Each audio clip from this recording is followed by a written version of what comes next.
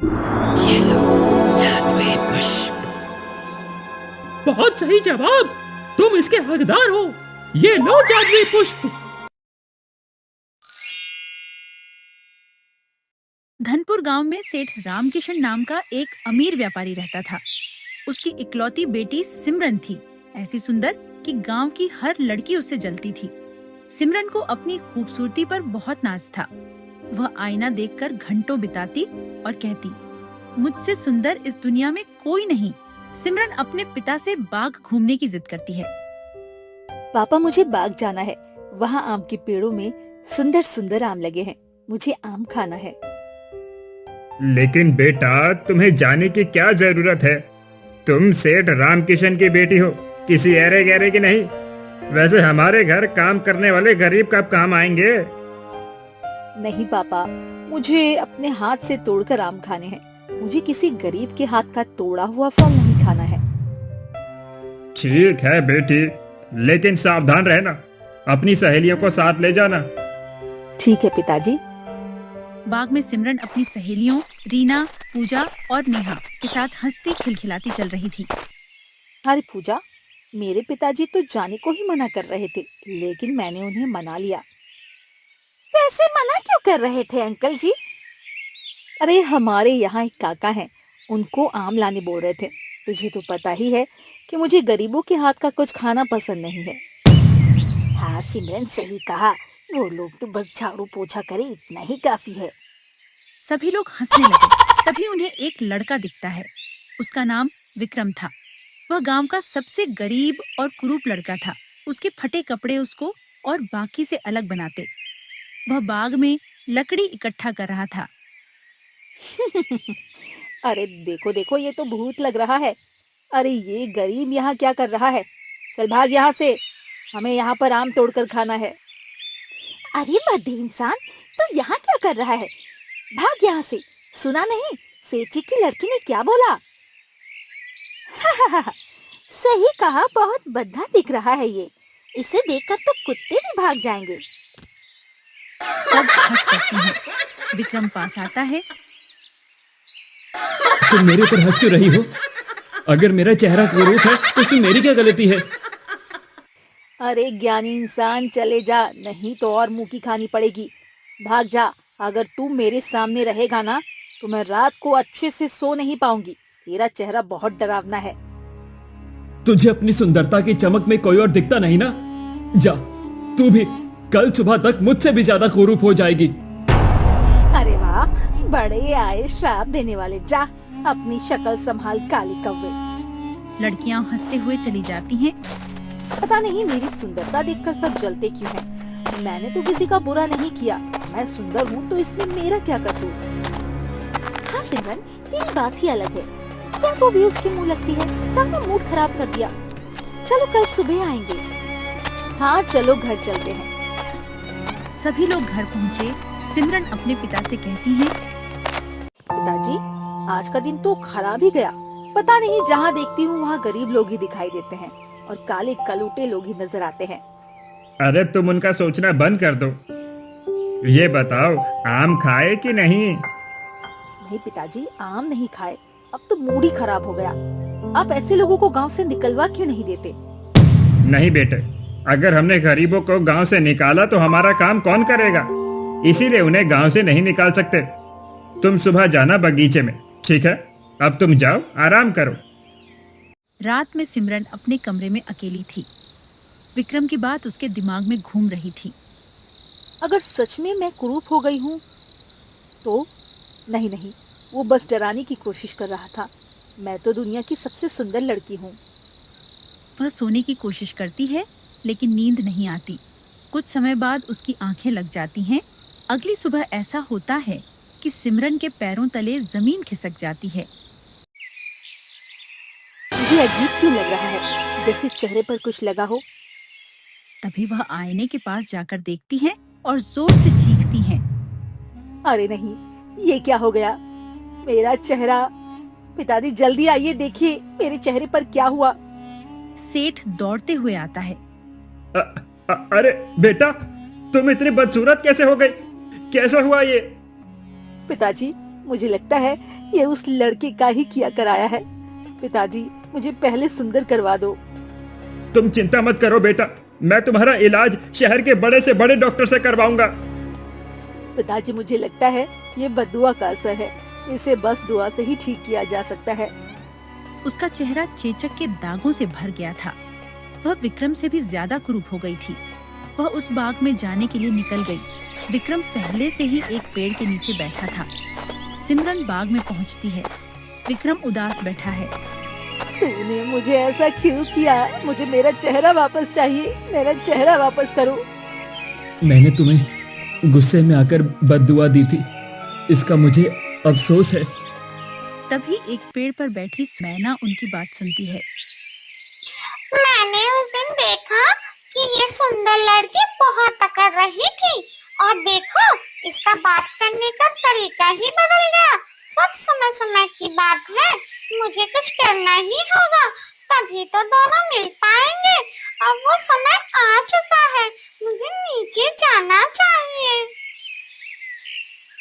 आप दोनों क्यों झगड़ रहे हो? ये चिड़िया बोल रही है, क्या तुम कोई परी हो? नहीं, मैं परी नहीं हूँ, मैं जादुई मैना हूँ। मैं अपने माता पिता को मिलाने के लिए यहाँ 30 साल से इंतजार कर रही हूँ। तुम्हारे माता पिता कहाँ गए? 30 साल पहले की बात है। मेरी माँ कुरूप थी, पिता सुंदर थे। पिता अपनी दोस्त के कहने और रिश्तेदारों के कहने पर माँ को ताने मारते थे और मारते भी थे। एक दिन माँ बहुत बीमार हुई। सुनिए जी, मेरी तबीयत बहुत खराब है, दवाई के लिए पैसे चाहिए। मेरे पास पैसों का पेड़ नहीं है, अभी धन को आने को है। ठीक है, इतना ही है तो अपने मायके से ला ले पैसे। मेरे पास पैसे नहीं है, तुम जियो या मरो, मुझे क्या। पिता ने इलाज नहीं करवाया, सोचा मर जाएगी तो नई पत्नी लाऊंगा और माँ मर गई। हे भगवान, तुमने मेरी माँ को छीन लिया। मुझे भी अब नहीं जीना। इंसानों से अच्छे तो वो पक्षी ही है। जब तक भगवान मुझे माँ पिताजी का प्यार नहीं मिलेगा, मैं भी इस दुनिया में नहीं रहूंगी। इतना बोलते ही बच्ची अपने प्राण त्याग देती हैं और बच्ची की आत्मा एक मैना में चली जाती है। तभी एक आकाशवाणी होती है। मैं जानता हूँ बेटा, तुझे माँ बाप का प्यार नहीं मिला, लेकिन तुम्हें जरूर माँ बाप का प्यार मिलेगा। 30 साल बाद तुम्हारे माता पिता तुम्हें मिल जाएंगे। तुम ही उनकी मदद करोगी, जिससे दोनों का मिलन होगा। तब से मैं अपने माँ पिताजी का इंतजार कर रही हूँ। लेकिन अब क्या होगा? तुम्हारे माता पिता कब मिलेंगे? समय आने पर सब होगा। मुझे बद्दुआ तोड़ने का उपाय बताइए। 5 पंखुड़ी वाला नीला फूल लाना होगा। वो जादुई जंगल में मिलता है। इसके स्पर्श से तुम फिर से पहले की तरह सुंदर बन जाओगी। मुझे मेरा पहले जैसा चेहरा चाहिए। मैं लाऊंगा, मैंने गलती की, मैं सुधारूंगा, तुम चिंता मत करो। कल सुबह जादुई जंगल चलना होगा। 3 पहेलियां होगी। एक पहेली सुलझाने पर 1 पुष्प मिलेगा। तीनों को सुलझाने पर तीनों पुष्प, उनको एक साथ मिलाना होगा, तब एक 5 पंखुड़ी वाला दुर्लभ फूल बनेगा। लेकिन मैं उसे कैसे हासिल करूंगा? क्या जादुई मैना तो मेरा साथ दोगी? हाँ विक्रम, मैं साथ चलूंगी। अब तुम दोनों अपने अपने घर जाओ। और हाँ विक्रम, तुम सुबह इसी पेड़ के नीचे मिलना। ठीक है जादुई मैना। दोनों लोग घर लौटे। दोनों के जहन में एक ही बात घूमती कि पुष्प मिलेगा कि नहीं।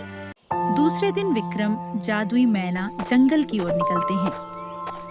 आज तो 5 पंखुड़ी वाला पुष्प ला कर ही रहूंगा, चाहे कितना कठिन रास्ता ही क्यों ना हो। कुछ ही देर में मैना के पास पहुंचता है। मैं तुम्हारा ही इंतजार कर रही थी। चलो अब चलते हैं। दोनों जादुई जंगल की तरफ निकल पड़ते हैं। मैना विक्रम के कंधे पर बैठ जाती है। बहुत समय बाद वह एक नीले तालाब के पास पहुंचते हैं। विक्रम, यही वो तालाब है जिसमें से हमें पहला पुष्प मिलेगा। मैं तैयार हूँ जादुई मैना। विक्रम, अगर ये पहेली नहीं सुलझी तो हमें कोई भी पुष्प नहीं मिल पाएगा। मैं पूरी कोशिश करूंगा। हे जादुई तालाब, हमें जादुई पुष्प चाहिए। जादुई पुष्प चाहिए तो पहले मेरी पहेली सुलझाओ। ये रही पहेली। मैं बोलता हूँ बिना मुंह के, सुनाई देता हूँ बिना कानों के, मैं उड़ता हूँ बिना पंखों के। बताओ बताओ मैं कौन? विक्रम बहुत सोचता है और फिर बोलता है, मुझे इस पहेली का उत्तर पता है। इसका सही उत्तर है गूंज। सही जवाब। ये लो तुम्हारा जादुई पुष्प और आगे बढ़ो। जादुई पुष्प पकड़कर विक्रम आगे बढ़ जाता है। विक्रम, अब हमें दूसरा पुष्प हासिल करना होगा। इसके लिए हमें उत्तर दिशा में जाना होगा। दोनों आगे बढ़ते हैं। तभी एक विशाल सांप रास्ता रोकता है। मेरे इलाके में आने की हिम्मत कैसे की तुमने? हमें जादुई पुष्प चाहिए। इसके लिए तुम्हें मेरी पहेली सुलझानी होगी।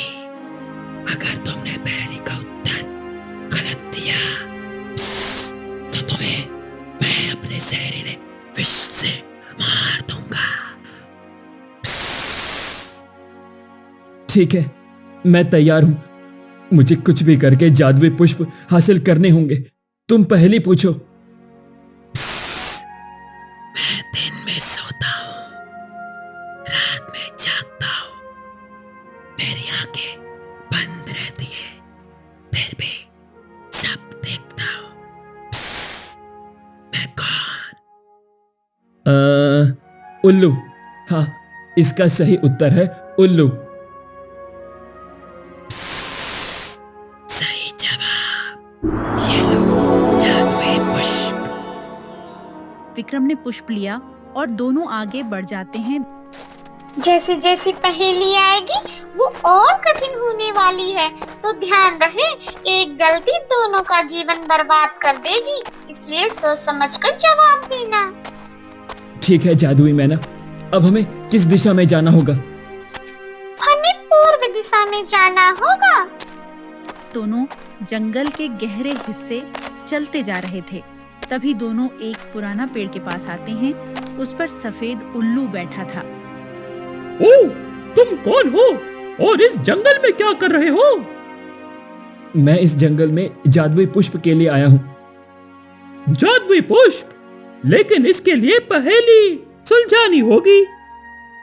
हाँ, मुझे पता है। आप पहेली पूछिए। पहेली है, मैं काला हूँ लेकिन सफेद दिखता हूँ। मैं उड़ता हूँ लेकिन पंख नहीं। मैं कौन? धुआं। इस पहेली का सही उत्तर है धुआं। बहुत सही जवाब। तुम इसके हकदार हो। ये लो जादुई पुष्प। विक्रम ने पुष्प लिया और दोनों आगे बढ़ जाते हैं। विक्रम, अब इन तीनों जादुई पुष्प को एक साथ रखो, जिससे एक नीला फूल बनेगा। ठीक है जादुई मैना। जैसे ही विक्रम तीनों फूलों को जोड़ता है, एक नीला पुष्प प्रकट होता है। अब हमें गांव की ओर प्रस्थान करना चाहिए। सिमरन इंतजार कर रही होगी। दोनों गांव की तरफ लौटते हैं और उसी पेड़ के पास दोनों मिलते हैं जहां पर विक्रम ने बद्दुआ दिया था। विक्रम, अब इस पुष्प को सिमरन को स्पर्श करवाओ। ठीक है जादुई मैना। बाग में सिमरन फूल को जैसे छूती है। चमकती रोशनी में उसका चेहरा फिर सुंदर हो जाता है। तभी मैना कमजोर आवाज में, मेरा समय पूरा हुआ, मेरी मुक्ति होने वाली है। तुम दोनों पिछले जन्म में मेरे माता पिता थे। पिता ने माँ को सुंदरता के लिए ताना दिया। अब तुमने गलती सुधारी। तुम दोनों शादी कर लो, खुश रहो। मैं तुम्हारे यहाँ जरूर पैदा होंगी। आकाशवाणी झूठी नहीं होगी। कुछ साल बाद विक्रम और सिमरन की शादी हो जाती है। उनकी एक बेटी होती है सिया। इस बार तीनों लोग खुशी खुशी रहने लगते हैं।